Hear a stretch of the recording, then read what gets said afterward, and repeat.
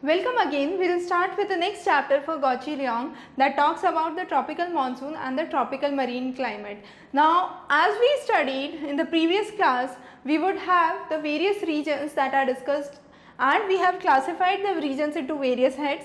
In the last class, we talked about the equatorial climatic region, so that's already done. Today we would be doing the, not the hot desert, we would be doing the monsoon type of climate, that's this one, and we would move on to the Sudan type of climate in the next class. So what we are trying to focus would be the monsoonal climate for today, and this monsoonal climate is of two types, the tropical monsoon and the tropical maritime. Now first of all, the characteristics. The major characteristics is seasonal winds that flow in. These seasonal winds are prone to seasonal reversals, and again when what they do in summer is the onshore wet monsoon comes in, so they bring a lot of rain, and during the winter they kind of retreat, and while retreating what happens, there is offshore dry monsoons that are seen. So if we look onto the globe here, you have the various countries, and this is the region that is most prone to the monsoonal activity. So you have India here and Australia here. Now focus on this map for a while. So what I am trying to help you understand here is how monsoon phenomena works. Now during the summers, what happens is there is a low pressure zone that is created over India. Now this low pressure zone is around 15 degrees Fahrenheit more than the usual temperature. As a result, winds have a tendency to blow from high pressure to low pressure, that we already know, and you have a very high pressure towards here in Australia. So what happens is winds blow towards Java. This is the island of Java till where the winds blow, and from the Java, since there is a low pressure at the Indian mainland, what they would do, they would try to bend or they would turn out. So from Australia till Java, what would happen? The winds will blow as southeast monsoon since they are coming in from the southeast. However, at Java, they would take a turn and move towards the Indian mainland, and they would become the southwest monsoon. So during the monsoon season, the rainfall that comes into India is through the southwest monsoon. Now the countries that are affected by the southwest monsoon are India, Burma, Thailand, Vietnam and Indonesia. So those are some of the countries. However, you have another phenomena which is tropical maritime phenomena. Now this maritime phenomena is common in Central America, West Indies, Northeast Australia, Philippines, East Africa and Madagascar. So you have maritime, tropical maritime and tropical monsoon that we would be talking about. Let's first understand the tropical monsoon once again. So I have helped you explain that with the globe. Let's draw it here and that would be much more clear. So you have the map of India, you have equator and you have, let's say, Australia here. Now what would happen? At the Australia there is high pressure. Indian mainland has a low pressure, an extremely low pressure due to the variation of the heating and the cooling, and during the summers the land gets very much hot, so you have a high low pressure that is created here. Now you have the winds that blow till the Java island, and after Java, till the Java they are in the southeast monsoon. After Java they bend towards, or they take a turn and they bend towards the Indian mainland, and this rainfall is known as the southwest monsoon.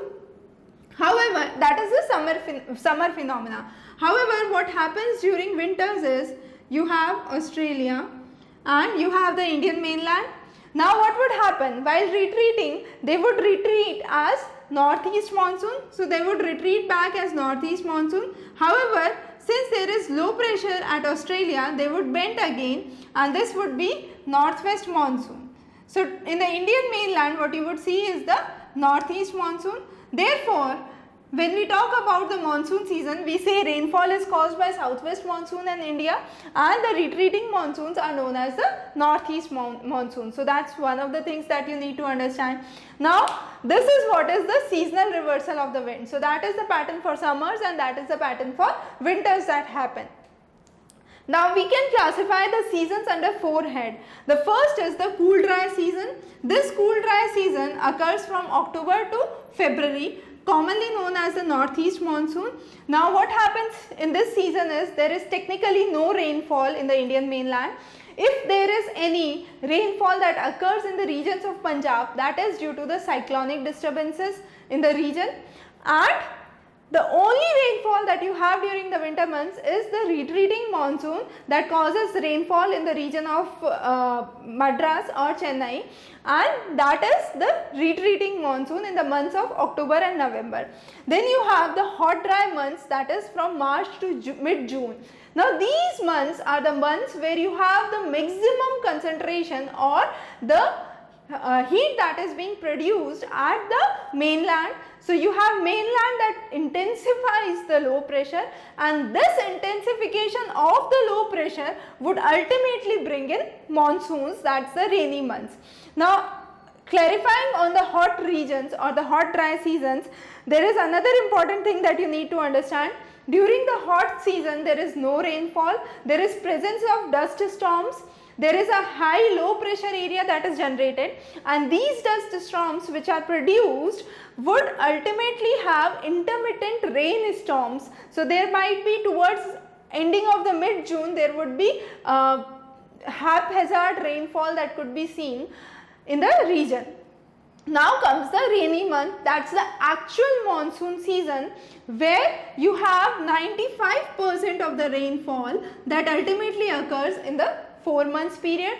So that is what is Indian economy is predominantly dependent on the monsoons of India. So all the agriculture of India is predominantly dependent on the monsoon that ultimately comes in, and that monsoon is from mid-June to September that we classically say. And finally during this time you have the temperature that starts to drop off, you have rainfall that comes in abundantly. However, in the belt of Himalayan region you would have orographic rainfall, that's due to the relief or the mountainous features as we saw in the previous lecture that would occur.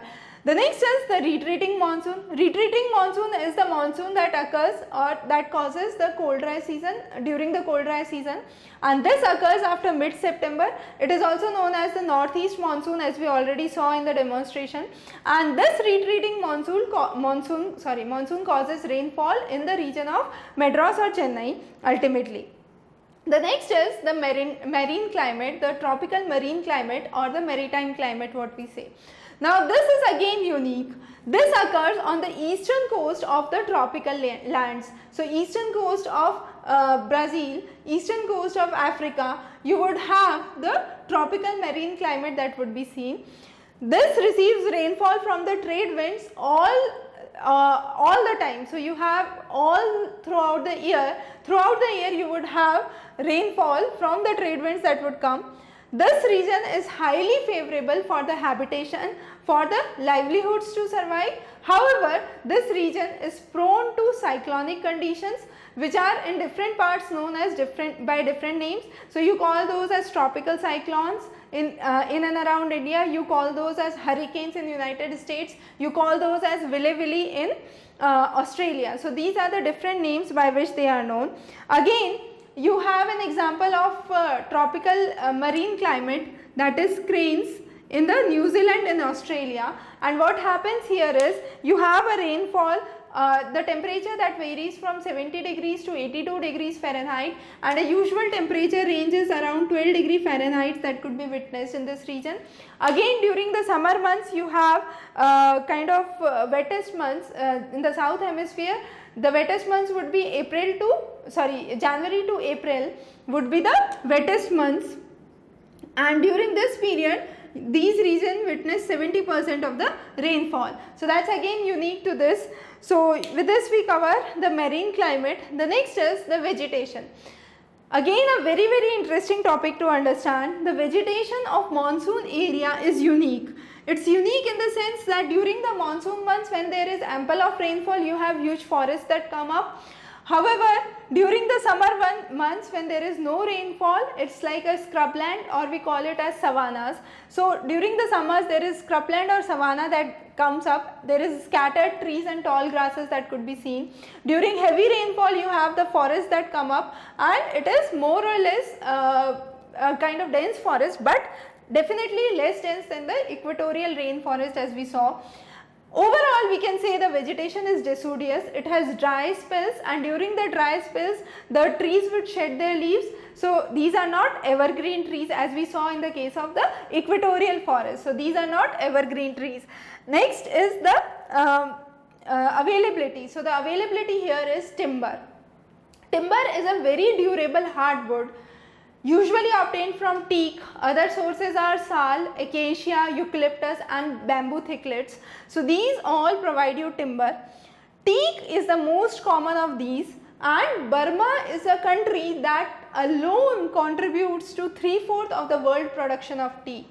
To an extent that when the Viceroy Lodge was built in Shimla, most of the interior or the teak that was required was during that time imported from Burma. So you have a kind of history of teak from Burma that is coming up in India and the other countries. So it has been the largest producer and exporter since long. Now comes understanding the agricultural pattern. So we talked about the forest area, we talked about how the vegetation varies. You have the timber that's required for ship industry, shipbuilding, for furniture industries. You have the various things that provide you timber, the various trees that provide you timber. Now the agriculture in this region. As we said, this region is mainly a monsoonal region. So you have the agriculture that is highly dependent on the monsoon, and this region is a region of high population as well as high density of population. What is the result? Result is you have small holdings, small farms that are present, and the cropping is labor intensive. It's not machine intensive, it's labor intensive. That means a lot of labor is put in to bring up the crops. So since you have lot of labor that comes up, you have the regions that are seen are India, China, Southeast Asia, Brazil and West Indies. Now there are 5 common types of agricultural practices that are seen. The first is the wet paddy. Paddy means rice. Now wet paddy, as we can say, has a rainfall of more than 60 inches that is seen, and you have a kind of cultivation of rice crops that is seen here. Now paddy can be of 2 types, wet paddy and dry paddy. Wet paddy requires lot of water, so lot of rainfall or lot of irrigation would be required. In the regions of dry paddy, where paddy crop cannot actually grow very well, you have other crops that are grown, for example maize, sorghum. So these are some of the crops that are grown in the region of dry paddy. However, most of the regions of India, China and Southeast Asia have a huge number of paddy cultivation or rice cropping that is seen. The next is lowland cash crop. Lowland cash crops includes crops like sugar. Now sugar is a unique crop because it occurs both as plantation crop and as a small holding crop. So sugar is one of the lowland cash crop that is seen. The other lowland cash crops are jute, seen in the Ganga Brahmaputra region, and with the jute you have the gunny bags that are made. The next crop is Manila hemp. This Manila hemp is commonly seen in Philippines. It is also known as abaca. The next important lowland cash crop here is indigo, that was seen in India. Then you have cotton, that is again seen sometimes, and spices. So these are some of the lowland cash crops that are seen. Sugar is very important. Sugar is primarily seen in India and China. You have good rainfall and good sunshine, that is a requirement for the sugar cultivation. The next is highland plantation crop. Now this highland plantation crop was brought in through the colonization in India. So when Europeans moved on to India and the Southeast Asia, they brought in various beverages which they were fond of, and they had a huge carving for these beverages. As a result, they started the plantation crops of coffee and tea. Now what happened was, slowly and gradually the people in these countries got addicted to these beverages, and these beverages became a kind of common part of their lifestyle. Now coffee was first introduced in Ethiopia and Arabia, and it was Brazil that was one of the major producers of coffee. So that was about coffee. The next is tea. For tea you require nearly a temperature of 60 degree Fahrenheit, brought in first by China. Then you have India, Sri Lanka and southern parts of Bangladesh which see tea cultivation. Temperature should be greater than rainfall should be greater than 60 inches, and it's a kind of highland crop that is usually seen. So these are the two common plantation cultivations that were seen. Now Brazil, as we said, contributes to half of the coffee production, and it's usually found in the highlands of Brazil. So it's towards the highland from 2000 to 4500 feet altitude that you would see the plantation crops, that is coffee in Brazil. The next is lumbering. Now lumbering is very, very important. Lumbering, as we saw here, is cutting of the trees. So when we say cutting up of the trees, what would happen? The trees would fell. However, in the equatorial region we talked about, there is not a homogeneous strand, so lumbering was not possible. That is not the case here. So here lumbering became possible. So cutting of the trees was seen in Southeast Asia. However, there is a very, very important case study that you must understand here. Southeast Asia, especially Burma, as we saw, is known for teak plants. Teak plantation, a single teak tree takes nearly 100 years to mature. Now when it matures, it would be used for furniture, it would be used for shipbuilding. So there is lots and lots of requirement for lumbering.